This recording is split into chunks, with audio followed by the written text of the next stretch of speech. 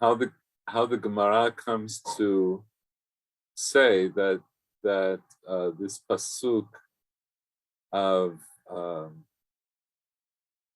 pasuk Kaf Gimel, when Aaron goes back to the Kodesh Kodeshim, why they say that that's out of order. Okay, so quick review. So what this is what we said. We saw from Mara that we're dealing with Parshat Achrei Mot and Parshat Pinchas. In Parshat Achrei Mot, it gives us the order of the avodah for that day of Yom Kippur. Meaning, it gives us the order of the things that are particular Yom Kippur, but it doesn't give us the order of the things that would be done every day and every Chag, right? So every day we have to bring the Korban Tamid, and there'll be a Korban Musaf. There is no exception. So what we've been dealing with now for the last few shiurim is how to mesh parashot. How do we mesh the parashot of Pinchas and Achrei Mot? So in Pinchas we have Tamid and we have Musaf for Yom Kippur. In Achrei Mot we have the day of Yom Kippur. So this is what we saw from the Gemara, that if I was only basing myself on the Torah, on the psukim in the Torah, then I would divide the day into three parts. In terms of the avodah, I would have the Korban Tamid in the morning, possibly with the Musaf in the morning. Possibly the Musaf will be at the end of the day. I would have, let's say, the Tamid, Musaf, and then I would have all of the things that are mentioned in Achrei Mot. And then I would have Shel Ben Ha'arbaim, and maybe with or without the Musaf. So I would have those three things. And what do I care? Well, what do I care is actually a bigger question, which we only barely touched on. But also we learn out from Achrei Mot this idea that the Gadol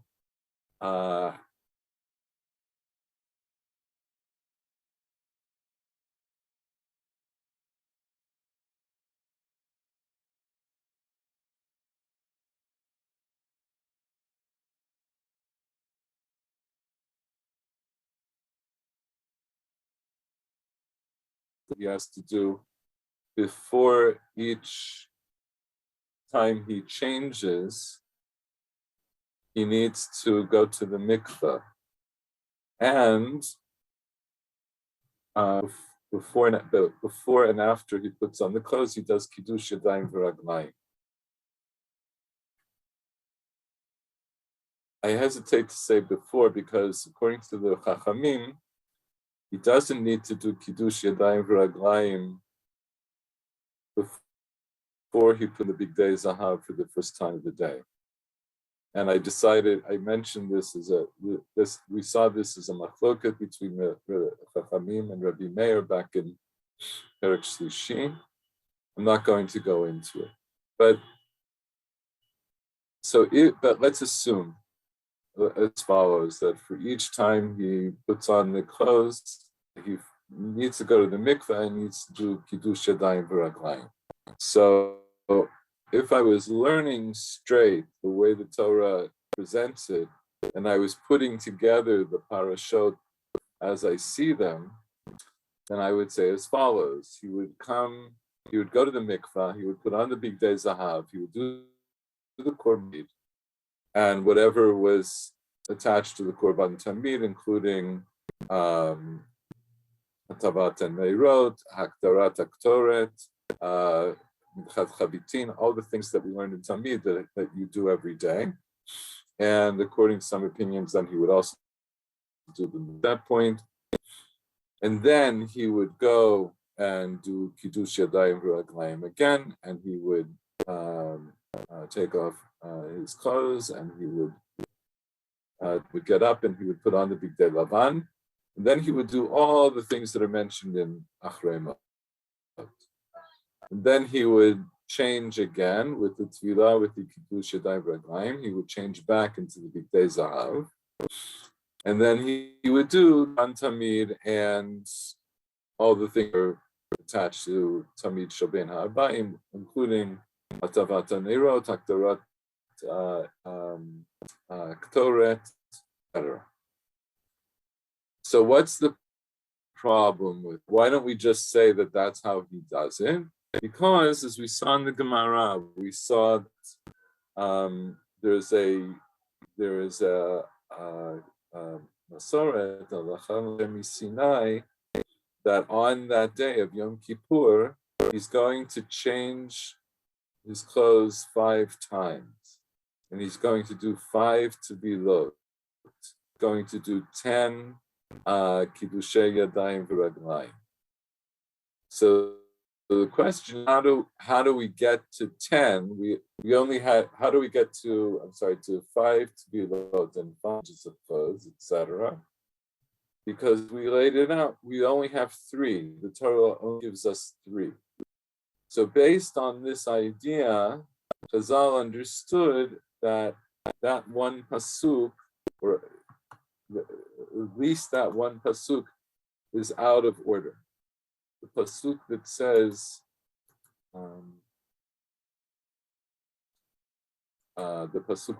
that he has to go back in to remove the kafu machta. So let's bring it up.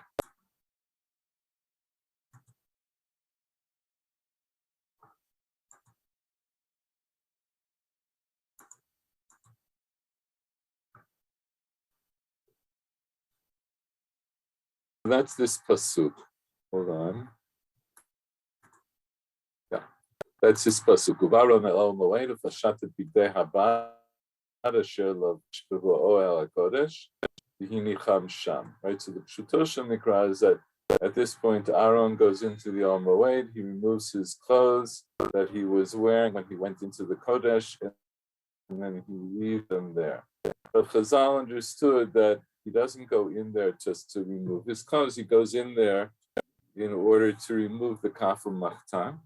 And I believe we got far enough in the Rambam where he explains that the way the Ramban wants to understand it is, though the Torah doesn't say this explicitly, that he has to remove the kafu machta, but it's the way that it's the way that the Torah is written in general, that if a pu'ulah begins, if some action begins, it's going to come to a conclusion eventually. So we know that earlier in the parasha, he went in. That was to sort of kick off the avodot of Yom Kippurim. He had to go into the Kodesh HaKodeshim with the kafu machta and to burn the incense. And so now this would be the time for him to go back in and to remove it.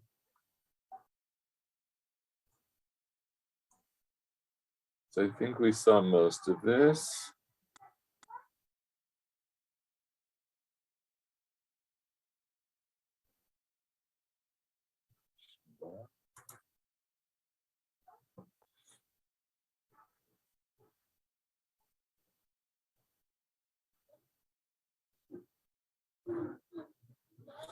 Okay, let's pick, I think we did some of this, but from here. This is the Ramban on Pasuk of Gimnei Parasha lo hizkira kol ma she'aseh haKohen batfilah b'bigdei zahav. Parsha doesn't mention everything that the Kohen did in the beginning in the Bigdei Zahav. Kigon tamid shachar, right? Like we just explained. It doesn't. The Torah doesn't tell us every single thing that the Kohen Gadol did on Kippur, right? Because he doesn't say they did the Tamid Shel Shachar. It starts off, this parsha is starting off with avodah that he's doing on Yom Kippur in the Bigdei Lavan. The parsha sheyaseh bahem storage lifnei lifnei. So the parsha ordered it so that he will do in them, in the Bigdei Lavan, the Ktoret that he has to do in the Kodesh HaKodeshim.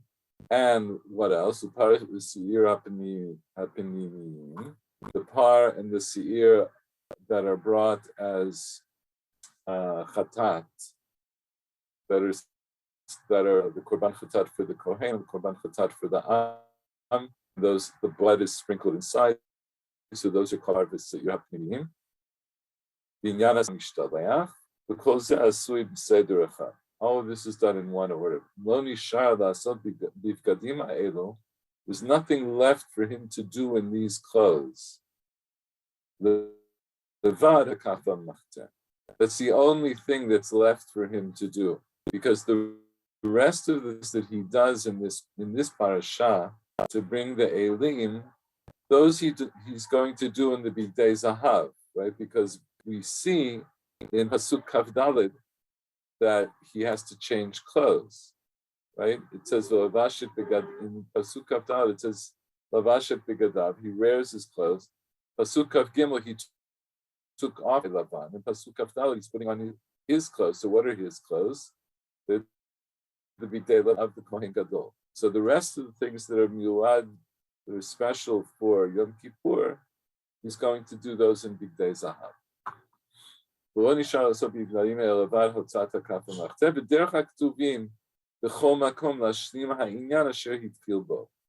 This is the way of Tanakh, that it always finishes off the matter that it began with.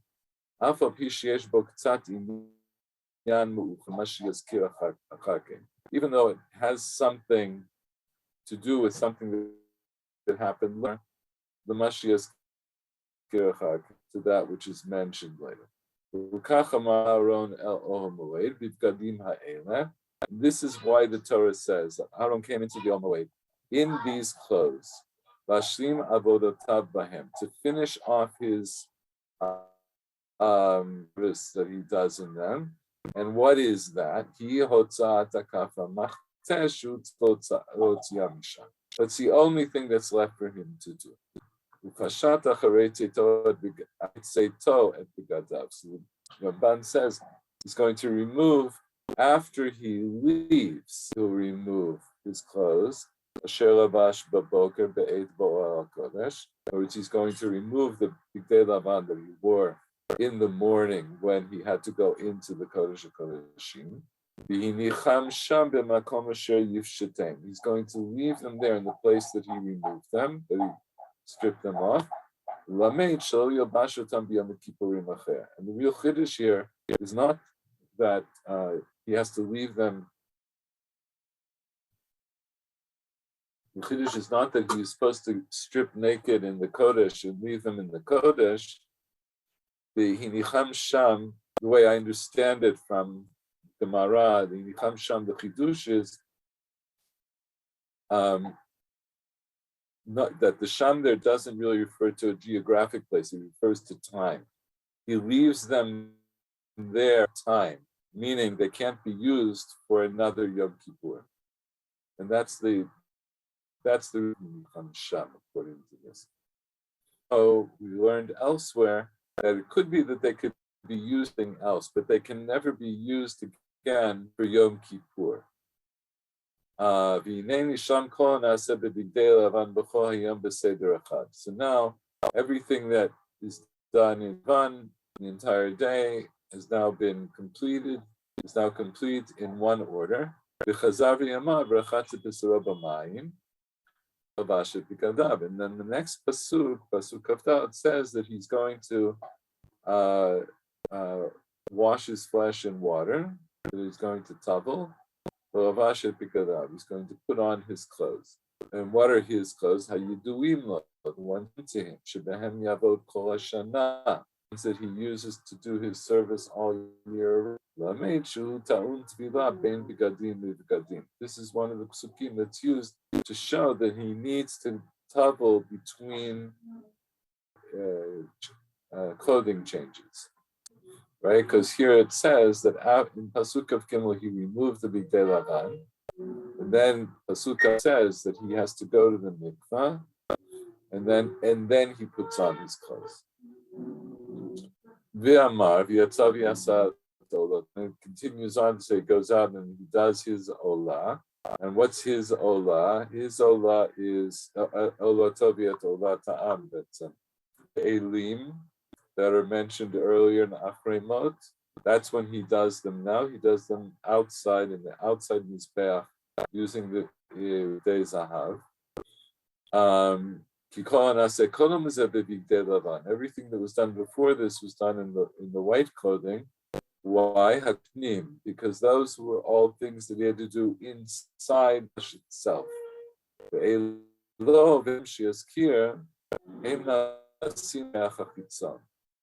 The aisle, his aisle, the ram, his ram, and the ram of the people. That's going to be mentioned. That's the olah that's being brought now. Those are done on the Abeh.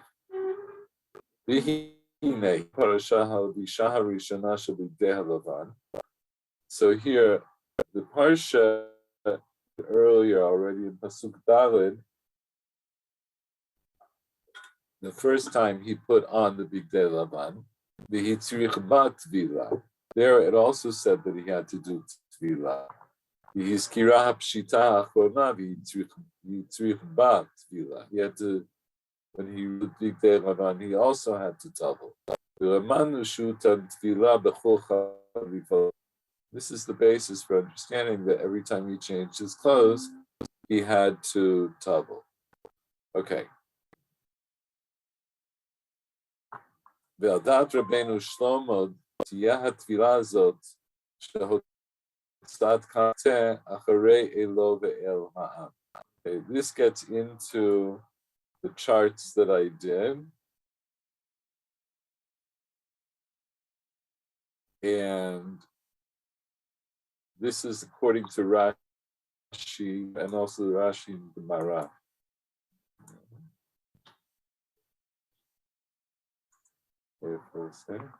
Okay, so this tvila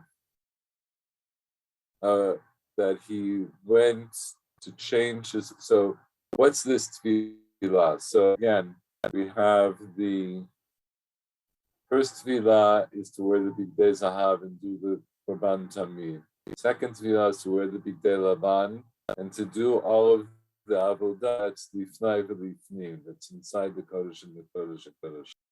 Third tvila is to again wear the Bigdei Zahav. The fourth tvila is again to wear the Bigdei Lavan. And the fifth tvila is to wear the Bigdei Zahav. So now he's saying, Rabbeinu Shlomo, Rashi says, this tvila of removing the kaf u'machteh, that comes after he offered up his aisle and the aisle ha'am. Ben musafin, the tamid ben harbaim, which he did in between bringing the musaf and the tamid shel ben harbaim. V'chein da'at kol hagoni. V'chein yira min habraita shnuya b'torat kohanim kifshuta. So,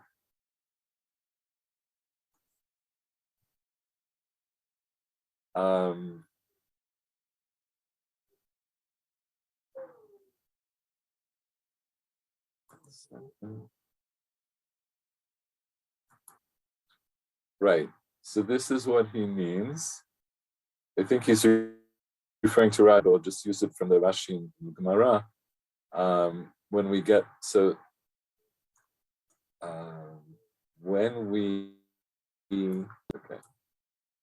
Tefillah Rishona Shniya, Tefillah Shlishit, where he wore the Bigdei Zahav, that was to finish off the Korban Musaf, right? Because this is Rashi's understanding of Rabbi Akiva that we saw according to the Tosefta. So the first tefillah he did Tamid Shel Shachar, and he did the first part of the Musaf, which was the Par Shivat HaKvasim. Then he did the Tefillah Shnia and the Bigdei Lavan, and he the par and the seir hapnimiyim. He did the tefillah shishit in the bigdei zahav, and he finished the musaf. He brought the seir nasebutz, which is the korban chatat of musaf. And while he was still in bigdei zahav, he brought his ayah, the ayah ha'am, and the emurei chatat. Then he changed his clothes again, and he did the bigdei lavan, and he removed the kafu machteh. So the Ramban is saying that's the way Rashi learns. This is the way the Gonim learned, and that's a simple way to understand the bright as it's brought in the Sifra. So that would seem to be fine. About Anu Matzanu Yerushalmi, they said as follows: Amar Rabbi Yochanan, Akom Modim b'Hotzat Kafu Machteh, Shehu Achad Tamid Shel Ben Ha'arbayim.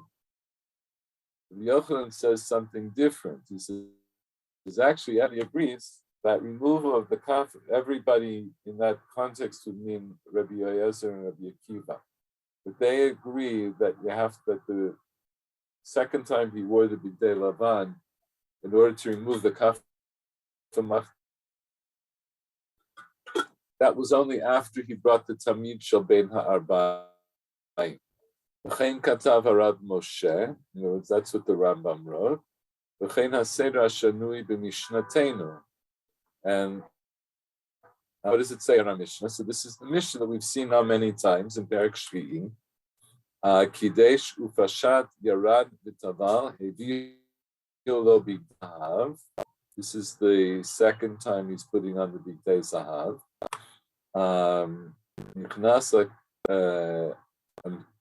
Wait, this is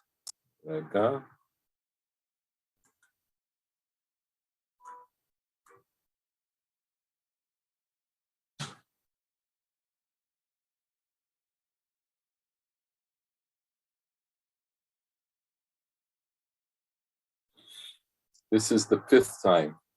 This is the third time he's wearing the bigdei zahav. The third time he's wearing the bigdei zahav. According to our Mishnah, it says nichnas laktira taktoret. He goes in then to burn the incense. Nichnas laktira taktoret. V'lo shanino, but it doesn't say yatzavi ikriv tamid shel ben ha'arbayim nichnas laktira taktoret. It doesn't say that at that point, this would be the end of the day, that's when he brings the Tamid Shel Ben Arbayim, and then he does the Ktoret. El Kachu HaSeder. Seder Hayom B'Vigdei Lavan. Right, we know what it means. The Seder Hayom is all the things he needs to do inside of the Kodesh and the Kodesh.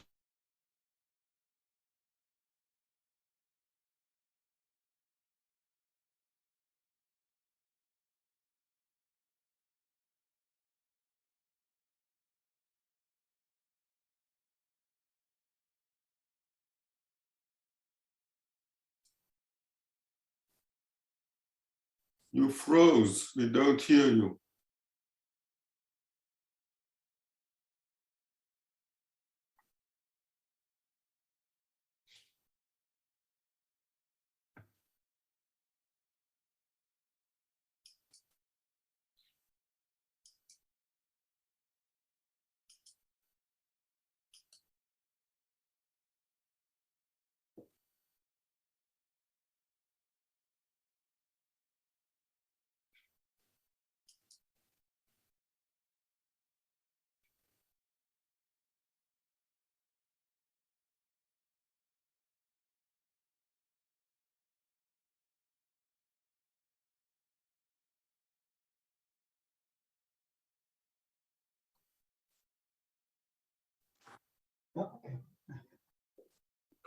Sorry, I dropped out.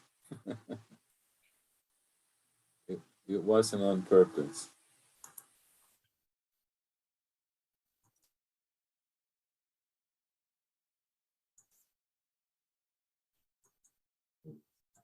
There we go.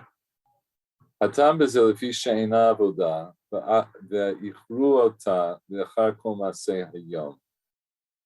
ובלבד שנקיים בה 5 תפילות, ולכך הפסיקו בסדר התמיד שבין הארבעים, מוצאים כף ומחצה בין התמיד לקטורה.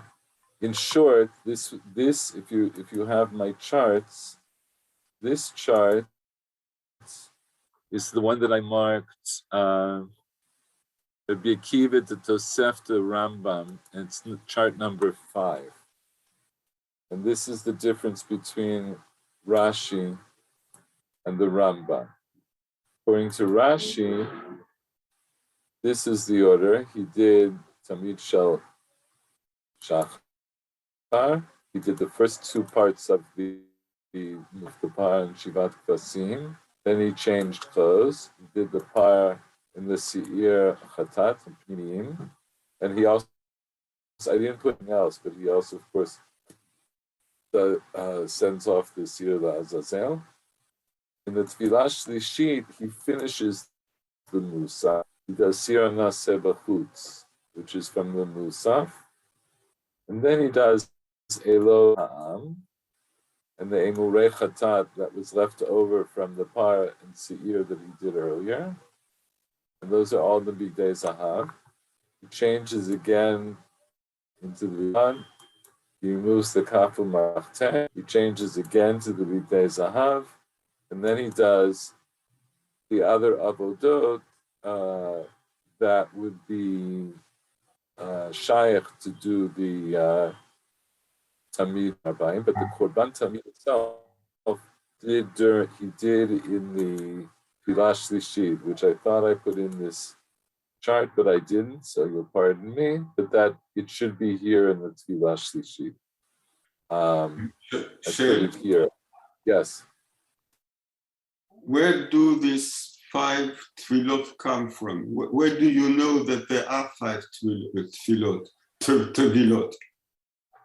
This is a good question. Let me just, I'm going to come back to that in a second. Let me just show you.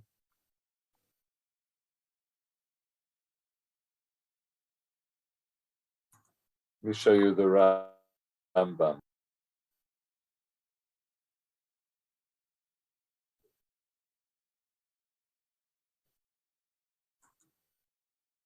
On 1 second.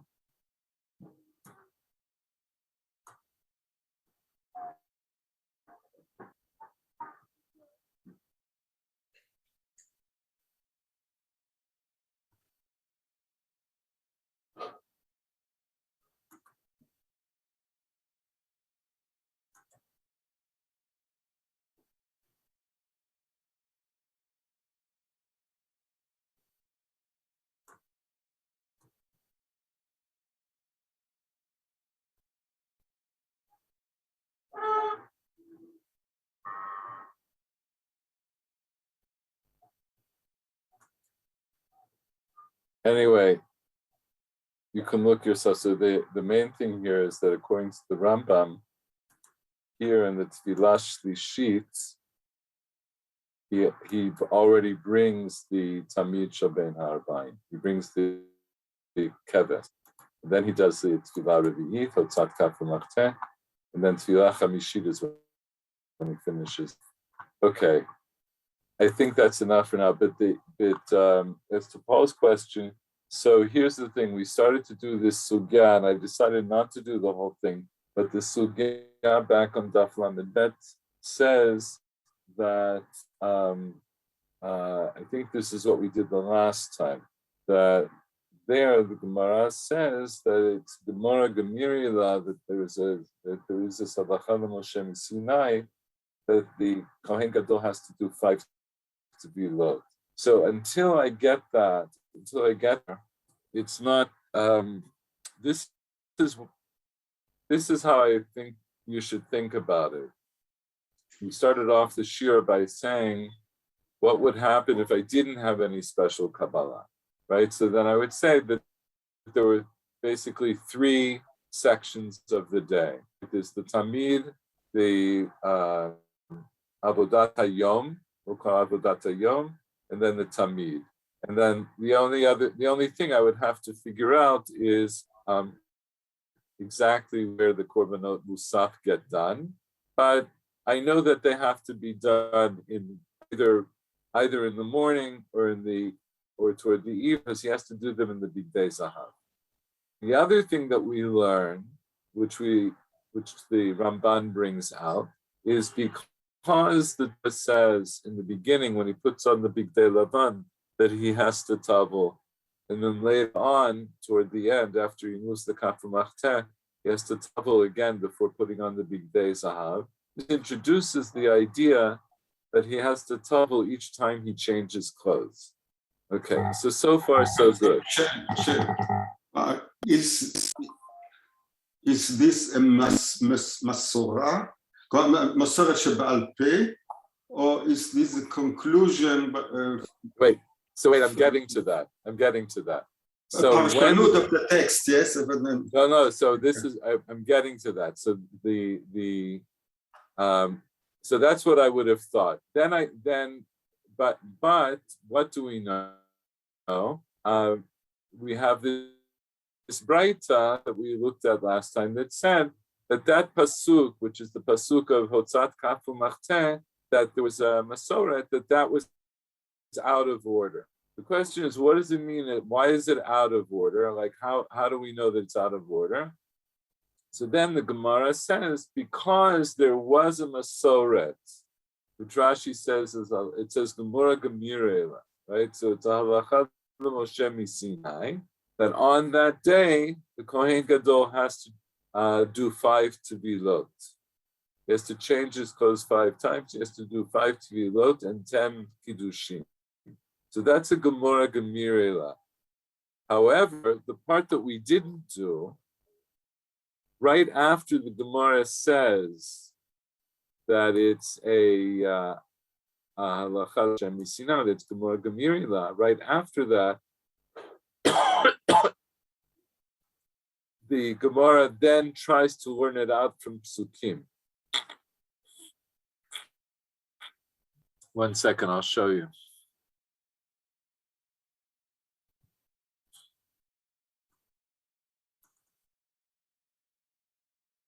Nope, not that one. Yeah. So it's a logical deduction of the text. So here's the thing. It's a very interesting thing. You don't see this often. It's not the only time it happens. Let me elaborate on your question a little bit.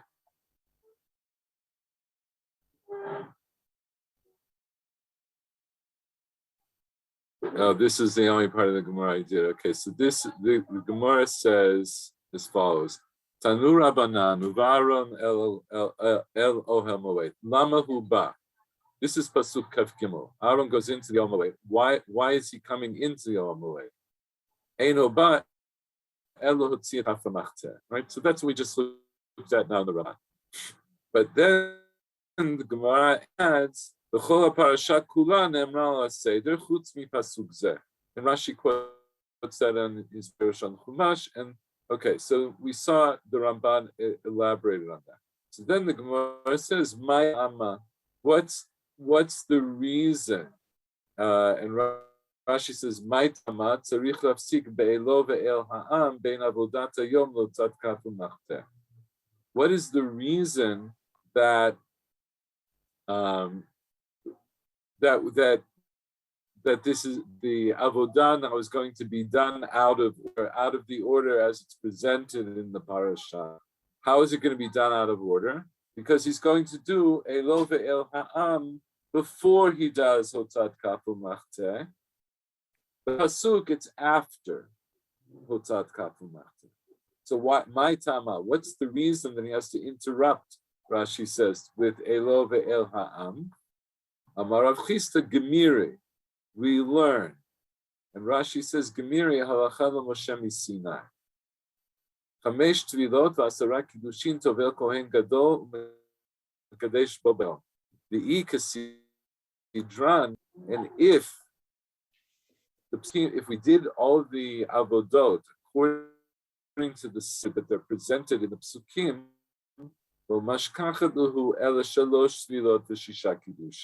which is how I began the shiur today. Just to go to that again, right? In other words, if I didn't have this Kabbalah, the Chamesh Tvilot and Asara Kiddushin Bo Bayom, then he would have done 3 Tvilot and 6 Kiddushin, because he would have only changed his clothes 3 times. He would have done Bigdei Zahav, Bigdei Lavan, Bigdei Zahav. But now that I have taken Elo Ve'el Ha'am and I've moved it up into after the Avodot Pnimiyot, now he's going to do Bigdei Zahav, Bigdei Lavan, Bigdei Zahav, Bigdei Lavan, Bigdei Zahav. Now, as to your question, is strikingly appropriate in this particular instance. Here, I didn't prepare the rest of the Gemara there, but I'll just show you the Gemara.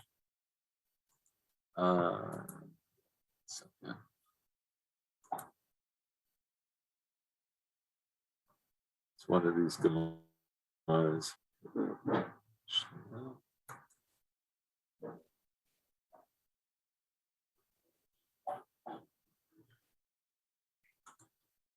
Here.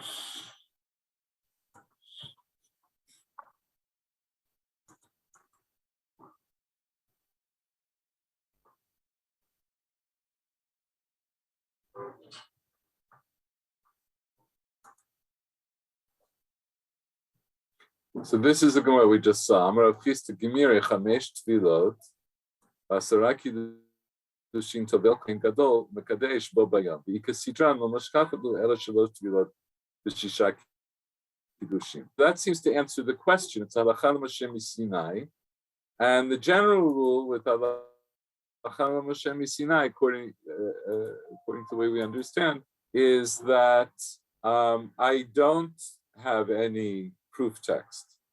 It's completely an oral tradition. And that's where you would think it's left. The reason I say, Paul, that your question is so appropriate here is because actually this sugya is an exception to that. Because right after it says that this is Gemara Gemirila, it says, Tanya, Amar Rabbi Yehuda, Minayin l'chamesh tvilot v'asara kiddushin, shetovel kohen gadol mekadesh bo bayom. Bring a braita. And Rabbi Yehuda says, where do I know? What is the proof text to tell me that the Kohen Gadol has to do Chamesh Tvilot Asara Kiddushin on Yom Kippur? Talmud Lomar, V'aron el Moed, Ufashad b'Bigdei Habad, Rachatz b'Sro b'Mayim, b'Makom Kadosh, V'Bashet b'Gadav, Yatsa v'Asa. Halamarta shekol ha'mishaneh mi'avodah la'avodah ta'un tvilah. So this tells you that everybody who changes from one avodah to another avodah has to do tefillah. And so I'm not going to go into this, but here we have the day of Rabbi Yehuda and of Rabbi. More discussion here, and Rabbi Azar, Rabbi Shimon, and all of them are trying to bring proof from the parasha itself to this Chamesh Tvilot. So I decided not to do this because it's a whole... They all accept the oral tradition, and each rabbi tries to bring to use the text, yes, the Torah Shebichtav, to prove that the oral tradition is true. Something like this. Yes. So here I'll show you. I have, but each rabbi does it in his own way. Yeah. So, but nonetheless, it begs the question: why are they doing it? If it's halacha l'Moshe Misinai, why are they doing it? So here I'll show you. This is a comment by the Maratz Chayes, who was. They all accept the same oral tradition. So I'll tell you what the Maratz Chayes says. Gemara Gemiri Chamesh Tvilot. Right? So he's quoting our Gemara. V'kan amar the gemire hainu halacha misinai k'moshe piresh Rashi. So here we're saying the gemire means it's halacha l'Moshe misinai, like Rashi says. But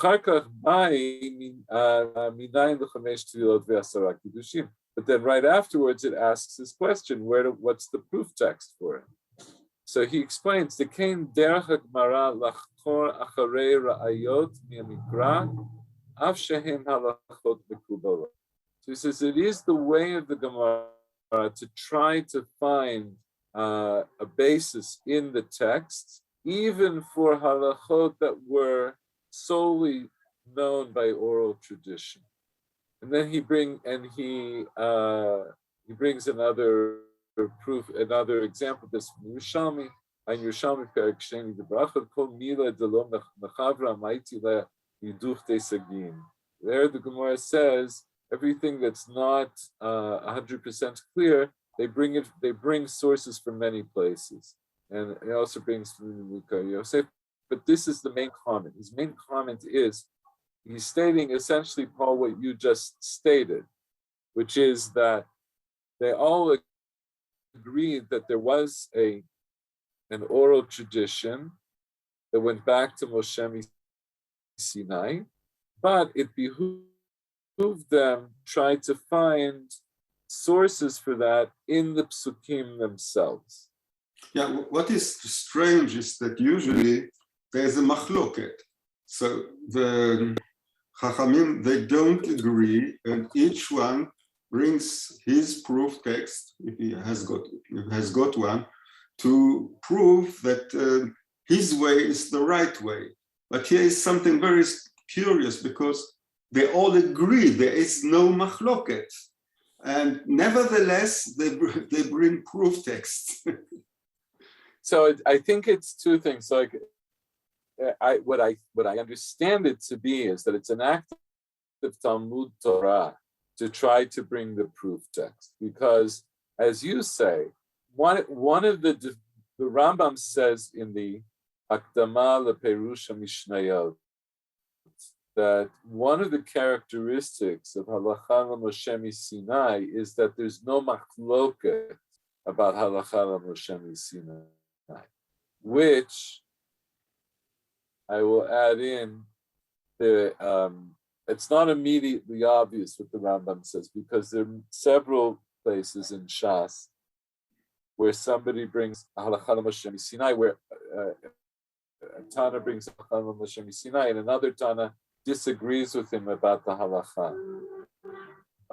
Rav Soloveitchik, in one of his shiurim that was published by Rav Twersky, his son-in-law, explains, and this I'm bringing this now not just to expand on this, but because it's very much to the point. Rav Soloveitchik explains that the Rambam is correct. What Rambam means is not that nobody argued about this halakha, but that once somebody came forth and said that they had a tradition that was halakha l'Moshe Sinai, then all the other deot would bow to him. They would accept his deah because it was halakha l'Moshe Sinai. So all of those places in Shas where there's a machloket, and one of them is halakha l'Moshe Sinai, we see that nonetheless halakha is always the person who says the halakha l'Moshe Sinai. So here also, and here it's in a way it's like you're saying, it's kind of flipped, because here it's ki'ilu that we've started with the idea that it's halacha l'Moshe Sinai, that there are chamesh tvilot bo bayom, and everyone agrees about that. Everyone agrees upon this. And what's their machloket? It's not a real machloket. It's not in a sense. It's not a machloket the halacha. It's a machloket about where do I see a hint to this in the psukim. But it's still a halacha l'Moshe Sinai, and it still has this singular power that we're going to paskan halacha like this. So So what's also interesting to me, and I think I mentioned this last time, but we'll just say it again. This halacha Moshe Sinai is so powerful that ki'ilu, it forces Chazal to say that the pasuk, as it's presented to us in the Torah, is written out of order. In other words, the oral tradition is stronger than Pshuto Shel Mikra, but in this very same way, not just Pshuto Shel Mikra, but in terms of the order of the psukim. And so we said last time, this raises other questions. And of course, the questions are, why? I mean, you can ask the question in a different way, but one of the ways I would ask the question is, okay, I understand now, this is the order, and I'll have my secondary and tertiary machlokot about exactly where I do Tamid Shel Bein Arbaim, or exactly where I do Shivat HaKvasim, and all of that. I'll have these secondary machlokot. But everybody agrees that I have these chamesh tevilot, and I have to change clothes for each time. You know, I have to put on the bigdei lavan twice and the bigdei zahav 3 times. Zeh kol tov yafeh. But why the Torah then presented in order? Why didn't the Torah present it in order?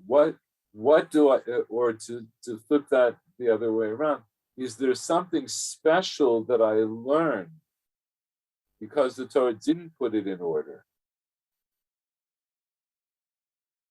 So I'm not sure. I don't know.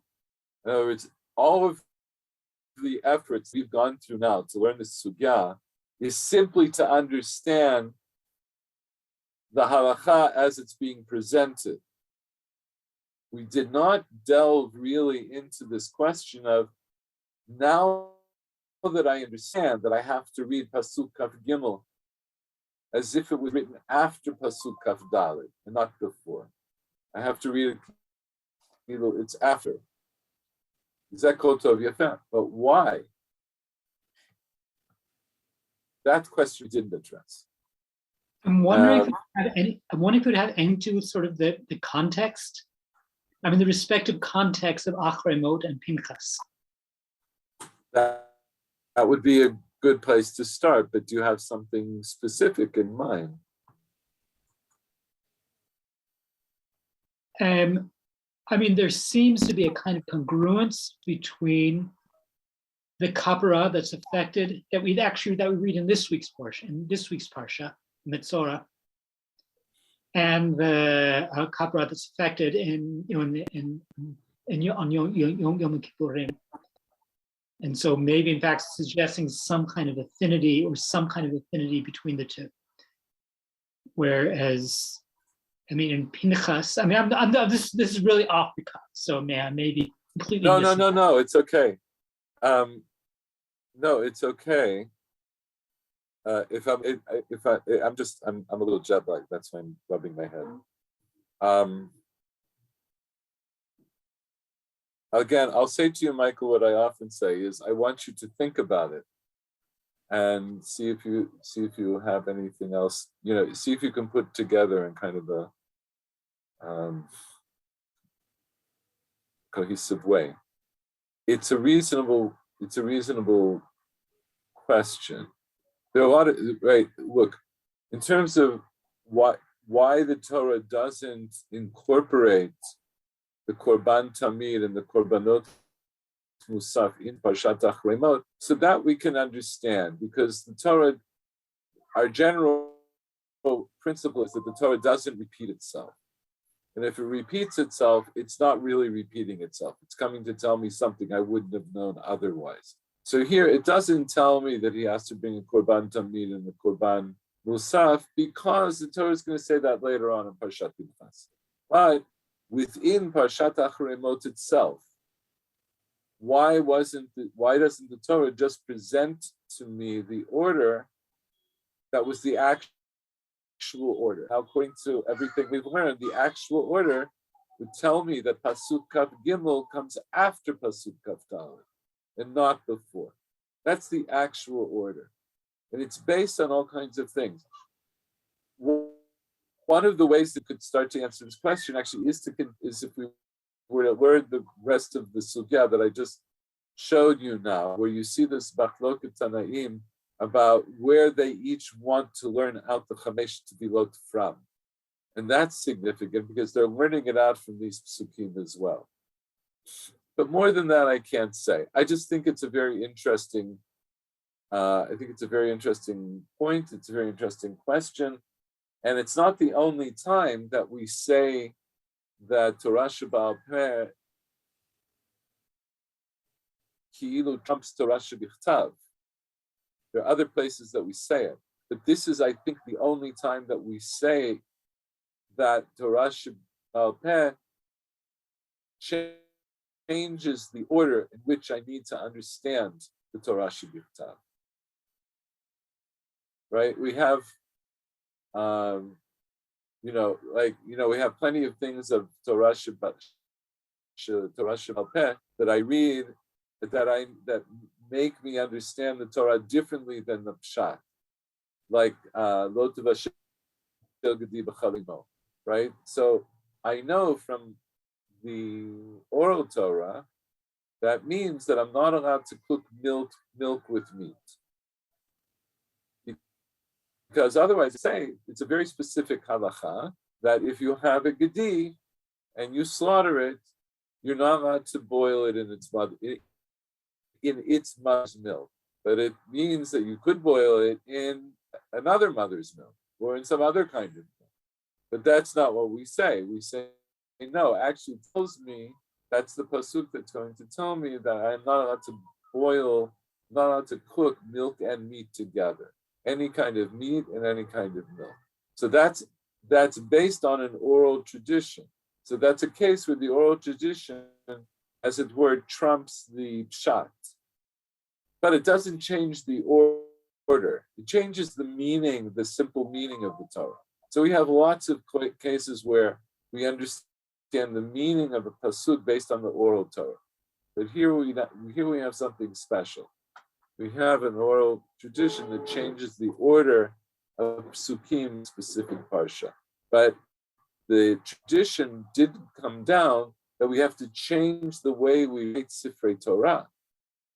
The tradition came down that this is the actual order that the Kohen Gadol does his avodah, but you still have to leave the text as it is in place.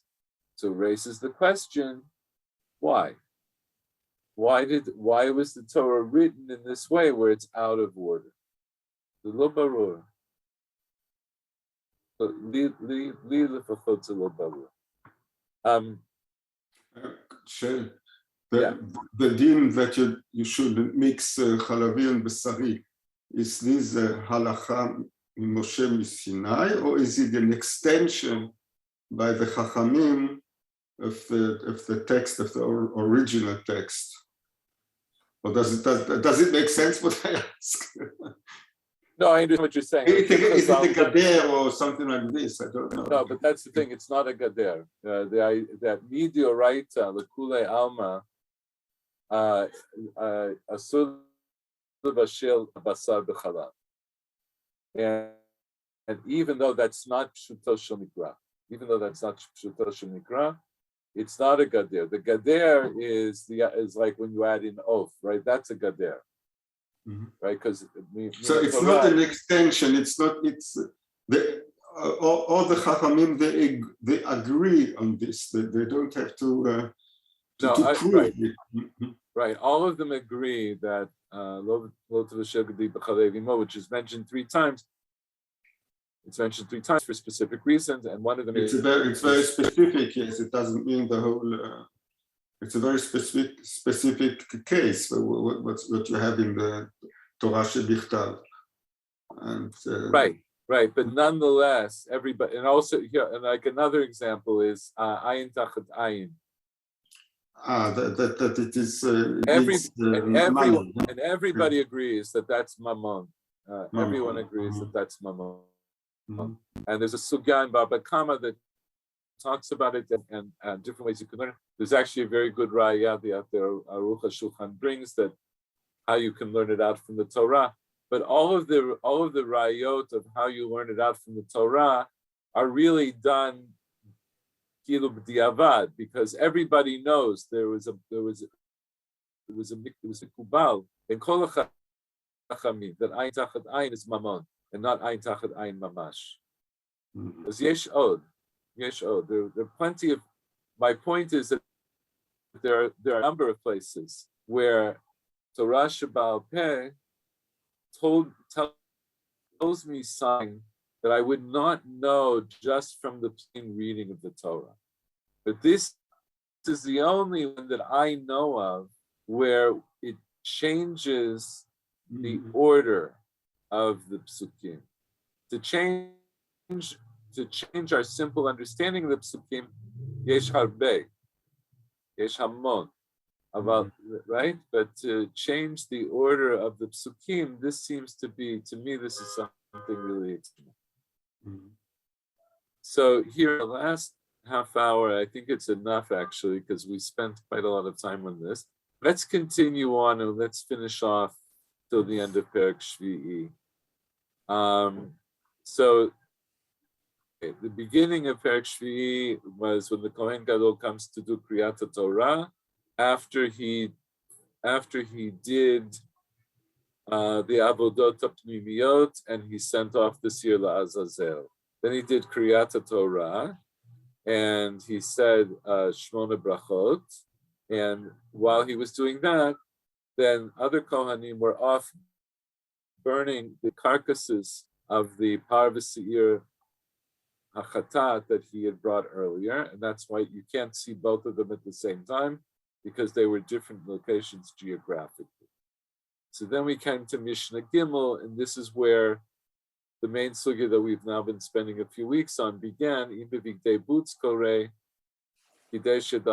So this is now he's going to do the Tfilah Shlishit, and he does also Kiddush Daim Raglaim Mifnei Ve'acharei, and then he does Elo Ve'el Ha'am, and this is the chiluk between Rabbi Eliezer and Rabbi Akiva about the exact order that he did it. And those are my charts. You can always go back and consult the charts. Then we come to Mishnah Dalet. After he finished those avodot, bein lamar, right? According to whatever opinion. So he finished. Now he has to come to change into the Bigdei Lavan for the second and last time. So this is Mishnah Dalet. Hidesh yadav raglav ufashat v'yarad v'taval v'yav. So he washed his hands and legs, and he stripped, and he went down, and he immersed himself, and he got up, and he dried off, and they brought him the Bigdei Lavan. They brought him the wool clothing, the lavash, and he got dressed. And of course, he washes his hands and legs a second time. And then what does he do? This is when he goes in to remove the kaf and the machtan. Right? As we saw until now. This is where the Mishnah says it. Then that's the only avodah that he does in the Bigdei Lavan in the second time he's wearing them. And we also, this was also a question that I brought up, which we'll leave it for now, but something to ponder is that Hotzat Kafu Machteh comes to be an avodah bifnei atzma, right? It becomes an avodah, a service, a special thing unto itself. And what we saw a few minutes ago in the Ramban, so the Ramban says this action it's not specified in the Torah, but it's implied in the Torah. It's implied because earlier in the Parsha, he had to go into the Kodesh HaKodeshim with the incense.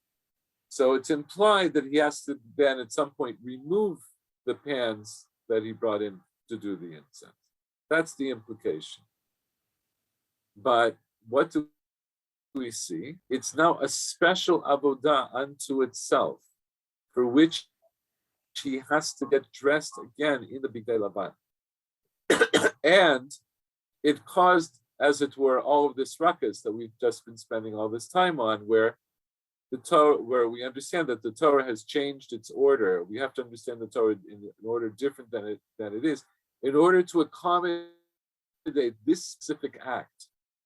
Because otherwise he could have done this, and then, right, he could have done this after he finished the Avodot HaPnimiyot, after he did all the things inside, and then just change in the Bigdei Zahav, and he would have only had 3 clothing changes.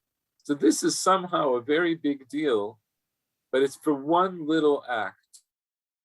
It's just this one act that goes back in and removes the kafir. Also, yeah, to my mind, very interesting. And I don't have anything more profound to say about it, but I just find it fascinating. All of the avodot that he did earlier in the Bigdei Lavan were these complicated avodot, right? He had to go in, he had to bring the incense in a very specific way, and he had to sprinkle blood in a very specific way. Those, right, those were complex things, and they took time. And here, he's just getting dressed again in order to come from him. Look at that. So then right after that, and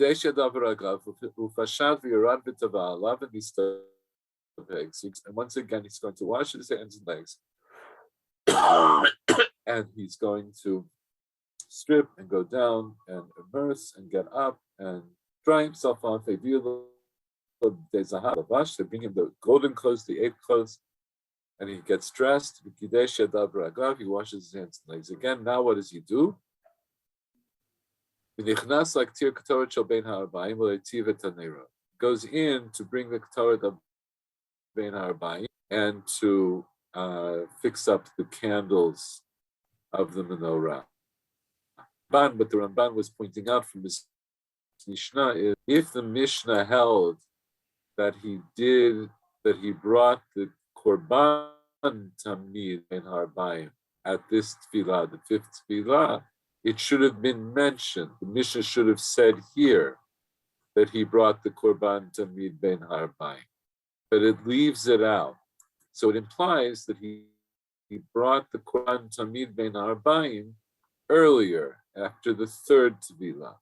That was the point Ramban was making at the end.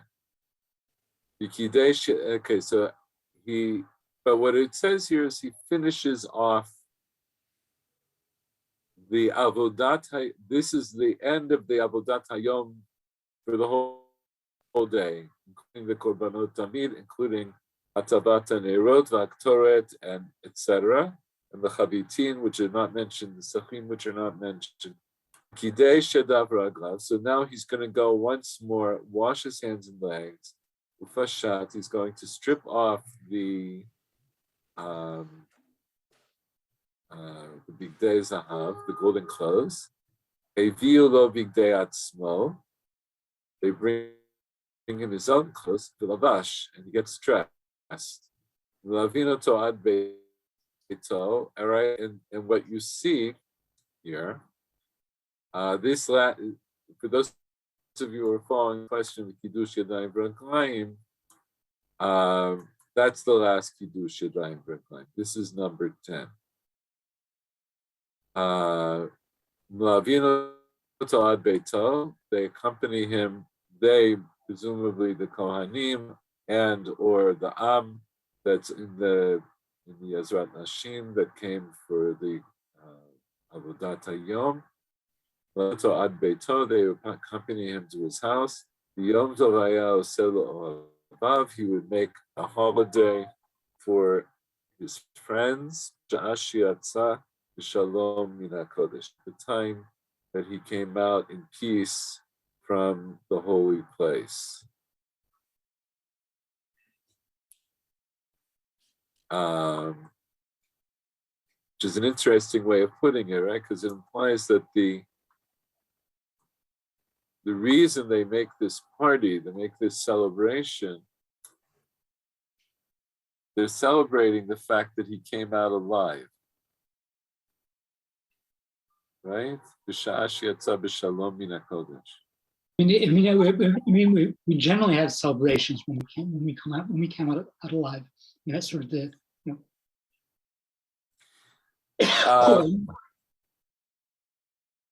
Yeah, but I guess what I mean is that, by the way, what I'm going to say, it's not the only way to read the Mishnah. It just says B'sha'ash Yetzav B'shalom Min HaKodesh. But it could have also just said B'sha'ash Shesiyem et Avodah Yom Kippurim. At the time he finished the Avodah Yom Kippurim. But it seems to put a bit of an emphasis on it. I don't know that we always celebrate. In other words, there's an idea, right? That there's an idea from the Torah that you bring a korban todah when your life was in danger and then you were saved. It doesn't say that he's bringing korban todah. It's saying he's celebrating the fact that he came out alive. In my mind, I'm wondering if this was always the case, or was this something that was done later in the Second Temple period in light of the fact that there were Kohanim who were suspected of being Sadukim and were thereby risking their lives by not doing the Avodah properly? And I think I mentioned this in one of the earlier shiurim. After the time of Shimon Tzaddik was Mishamesh for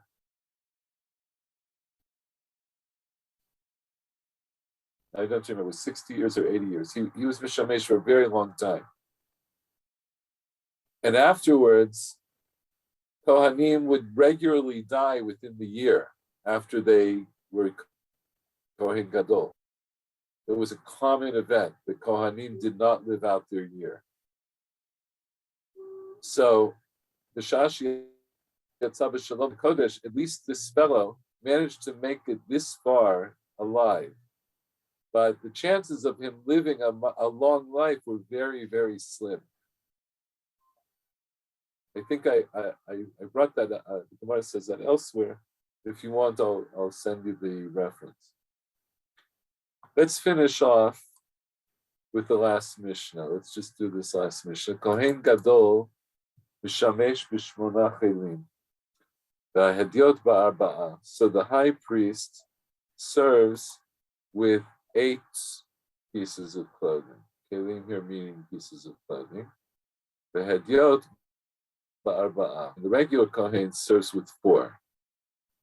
The Kutonet U'Nichnesayim U'Mitznefet Ba'avnei. So he serves wearing the jacket or the shirt, however you want to translate that. Tunic. The pants. What's that? Tunic. Tunic. Okay, I'll take tunic. That sounds good. The tunic, the pants, the headgear, and the belt.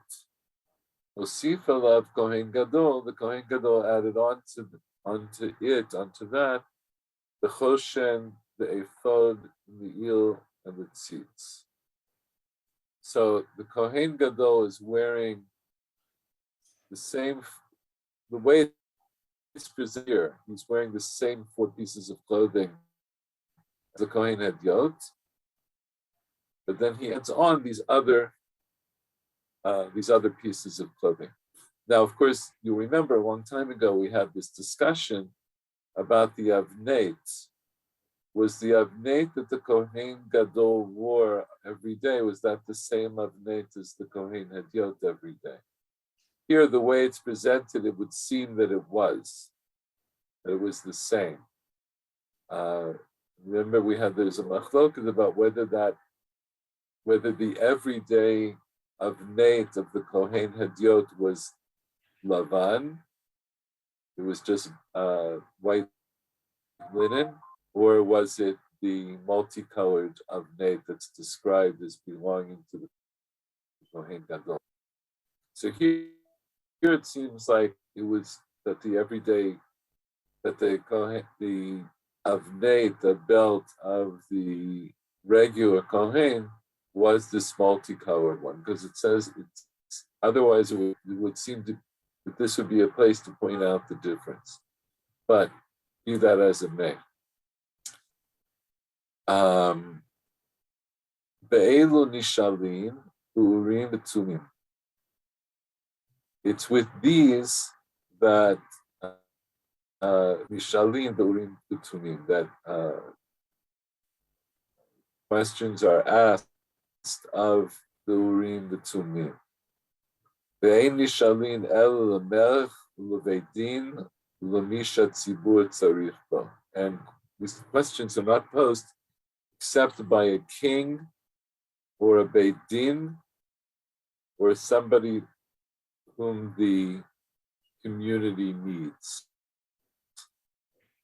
So first of all, why is this Mishnah being brought here about the Bigdei Kohen?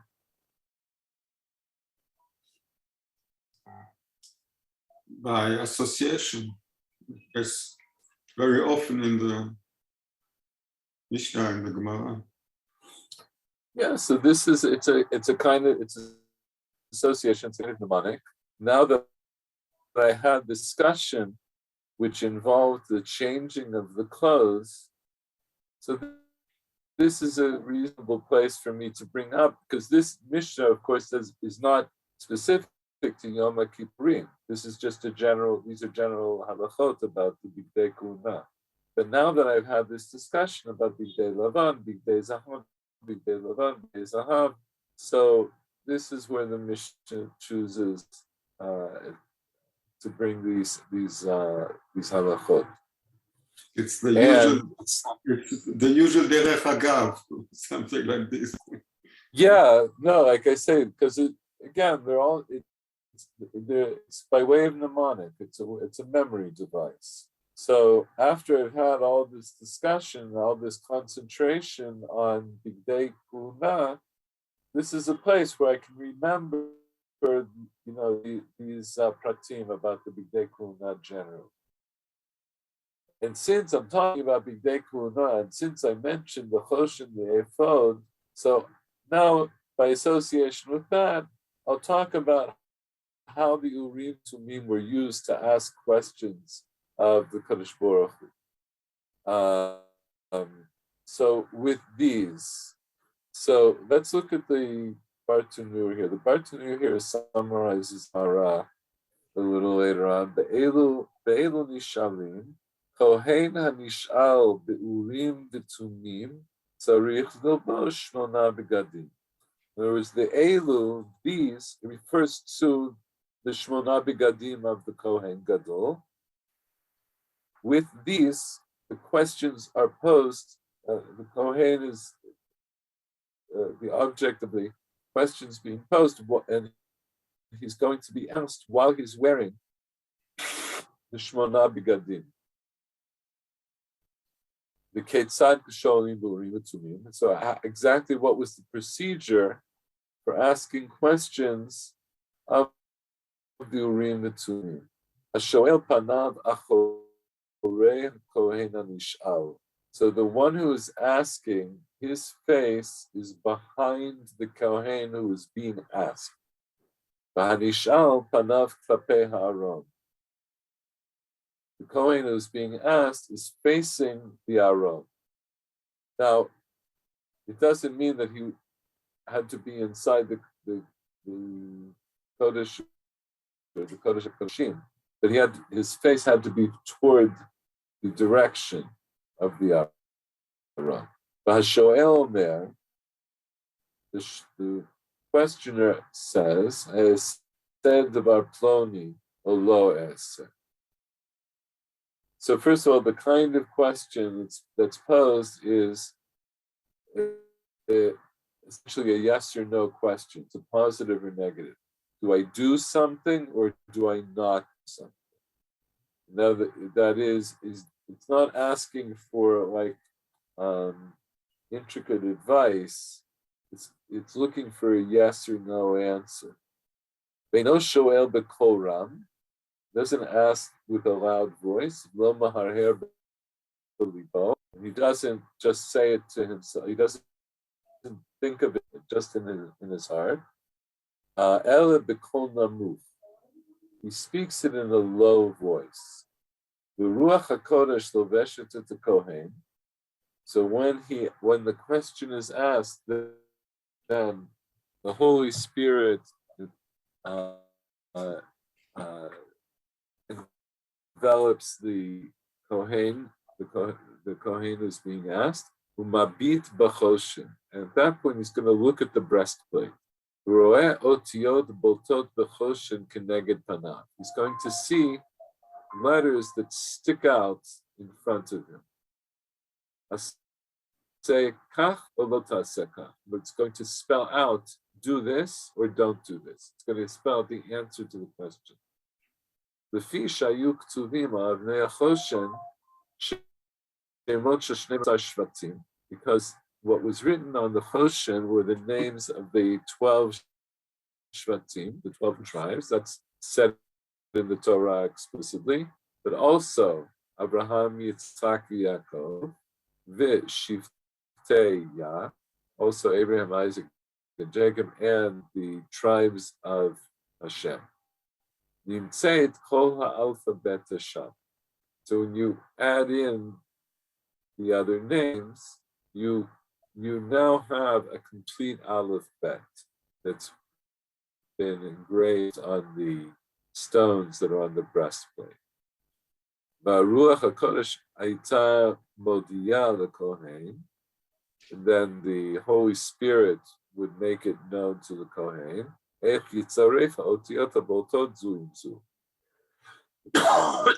How to join up the letters that are sticking out one with the other, how to join them up together. Until he would understand the implication of these things, the meaning of these things. So that's the way it worked. The one who asked, the Gemara learns it out from that he asks the way Hannah davened, right, where she was not really speaking, but she was murmuring, so that Eli thought that she was drunk, but she was just speaking very quietly. That's the way you're supposed to ask the question, and that's the way the answer was given. The answer was given. I know in animations that I've seen of this, they have the letters laid up. Here just as boltot, that they stuck out. So how could mean that they literally came forward, like mamash, baltu, or it means that somehow they were highlighted. They were somehow highlighted so that the Kohen could put them together and read them. The way that Bartanur presents it, it's as if all of the letters stuck out at once. And the Ruach HaKodesh that enveloped the Kohen Gadol was there to teach him how to anagram the letters so that it would give him a coherent answer. That seems to be the way that it's understood. I don't know. I never saw it, so it's a fascinating idea. So the only people who can ask are a king. So they learn out all of these three: the king, the Beit Din, and the Misha Tzibur Tzarich Bo. They learn it from this pasuk. במדבר, ולפני אלעזר כהן יעמוד, ושאל לו במשפט האורים לפני השם, על פיו יצאו ועל פיו יבואו, הוא וכל בני ישראל איתו בכל עדה. Right, so this is asking Elazar Kohen about going out to war, and the Torah says that he asks him using the judgment of the Urim, of the lights. So it's not exactly clear what this means, but the Kabbalah was that it was referred to the stones that were on the breast, and then reading them is described now. So how do we know it's only these three people or these three types of people that can ask? because the pasuk says, "Bifnei Elazar Kohen Yamod, Bifnei Hashem." Just a second. Who b'chol b'nei Yisrael ito? Who zem melech? So in the pshat of the pasuk, maybe it'll be easier if I show you the pasuk. It's no.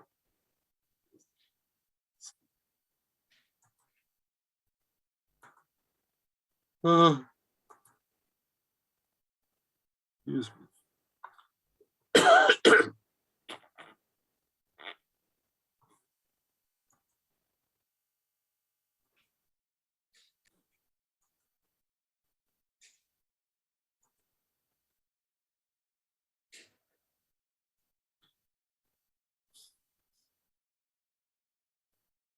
Let's just put this back in context that we recall.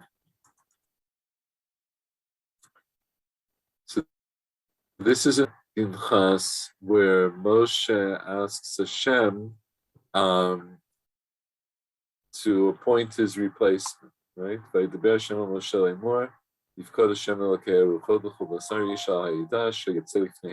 that Hashem should appoint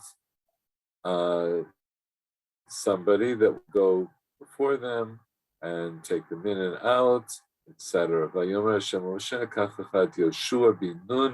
So then he says, okay, you'll take Yoshua and you'll be somech alav, you'll wait on him. So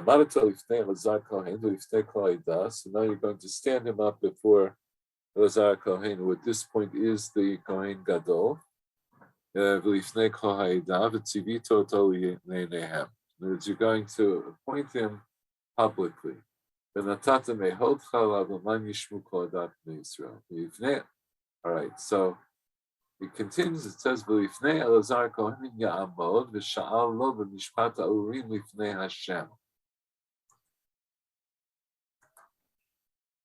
so you'll stand him, he will stand before Elazar Kohen.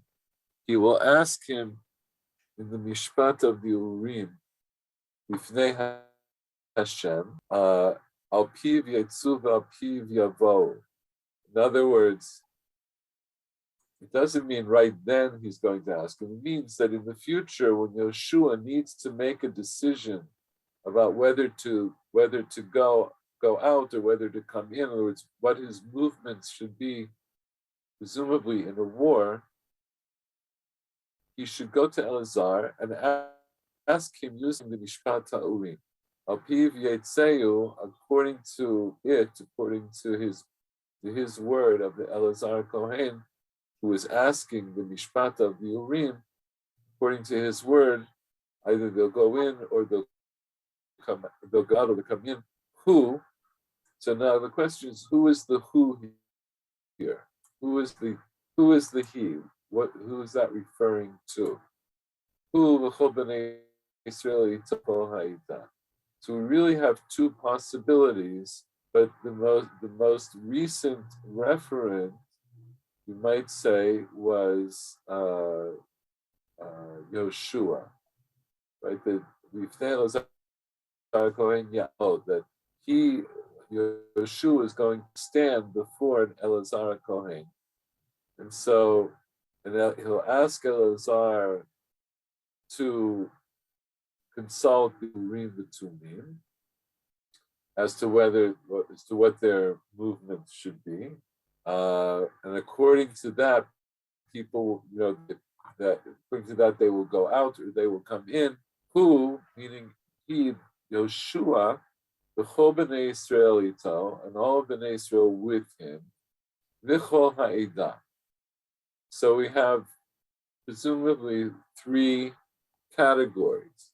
So the who, Zem Melech, because Yeshua, by taking over from Moshe, he is effectively a king, just like Moshe was effectively a king, and he is called a king in the end, right? He Bishur Melech, reference to Moshe. So Yeshua now has taken that place, and he is now the king. And so that's where we learn that a king is one of the people that can consult the Kohen to consult the Purim, the Tumim. That's the second one. The Chol B'nai Yisrael Ito. What does it mean, all of Israel with him? Mi Shekol B'nai Yisrael Ito L'tzeit L'milchama. The one with whom the one with whom all of B'nai Israel are with, that goes out with them to war. Acharav. Ze Mashuach Milchama.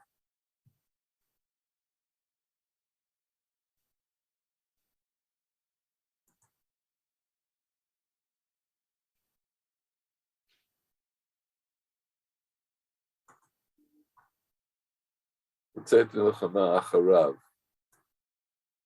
I didn't do that right. Okay, to the one with whom the Klal Yisrael would go out with him, go after him, follow him into war. So who is that? That's the Mashuach Milchama. That's the Kohen that is anointed as special to be the priest that's going to lead the people into war. The Hainu L'mishat Tzorech HaTzibur Bo. And what does that mean? Another way of saying that, this is somebody whom the public needs, because he's there to lead them into war. And the end of the pasuk says, "V'chol ha'edah." Who's kol ha'edah? Elu sanhadrei gedolah.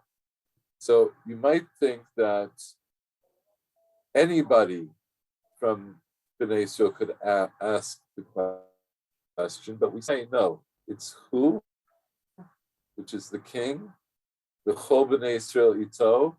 All of the people of Israel are with him. Now to another person. It's a person with whom all of Bnei Israel are with, and that's the Mashuach Milchama, who is the person that everybody needs.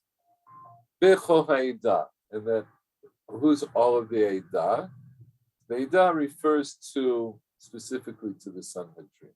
And there are other references to say that Eidah in certain contexts means the Sanhedrin. But at minimum, it also means the body that represents all of Bnei Israel, all of the Eidah, Sanhedrin. So that's what we see here about asking in the Mishpat HaUrim VaTumim. And I think this will then conclude our study of Perek Shvi'i. There were some other things I wanted to do in the Gemara, as I mentioned, but as I say, next week we're going to move on. Next week we're going to have we'll have a shiur on Masechet Pesachim, special for Pesach. And then after Pesach, we will start into Perek Shmini. And I think that's it for tonight. So thank you. And it's good to be back. And I think I'm going to go to sleep very soon. Thank you. Good night. Have a good. Good Next night. week, I understand there is no shiur next week. Or no, nevertheless. Well, no, actually, I thought that we wouldn't have shiur next week. That'll be the shiur for Pesach. For Pesach? For Pesach, Yeah, okay. for Pesach. Okay. Right? Okay. It'll be before Pesach, but then not on Chol Hamoed, which Okay. is a little. Not it's always a during Chol Hamoed. Okay. not going Chol Hamoed because people, Yes. we should all do something. You go for Tiulim, yes. That's what Israelis do. The Tayalim. Tov, as Lihitrot, Shabbat Shalom. Shabbat Shalom. Bye-bye. חג שמח. יש לנו עוד שבוע. יש זמן. יש זמן. להתראות. בדיוק דיברנו על זה. טוב, נתראות, תודה. ביי. Good night.